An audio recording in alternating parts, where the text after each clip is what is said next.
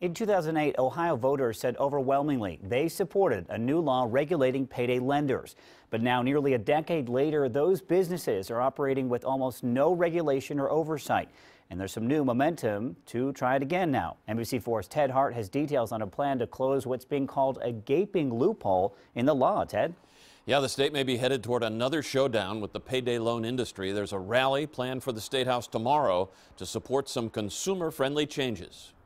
The 2008 law was supposed to license payday lenders and cap interest rates on payday loans at 28%.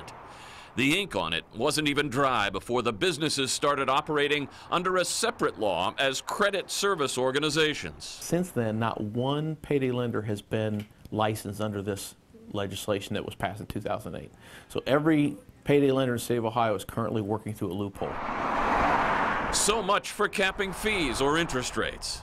For example, at Advance America, a 14-day loan for $537 carries a $45 finance charge, which amounts to an annual rate of more than 220%.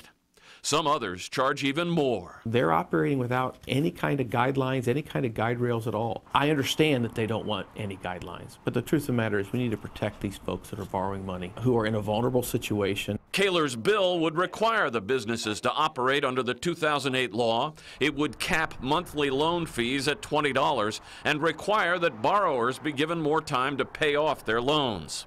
Kaler says educating customers is part of the solution, but this requires more than that. It's not a time to teach somebody how to swim if they're drowning.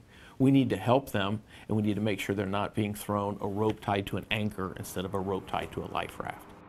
And we reached out to the Ohio Consumer Lenders Association for comment on Representative Kaler's proposal, but did not hear back. A rally in support of the payday lenders reforms is set to take place at the State House tomorrow. Ted Hart, NBC4. Thank you, Ted.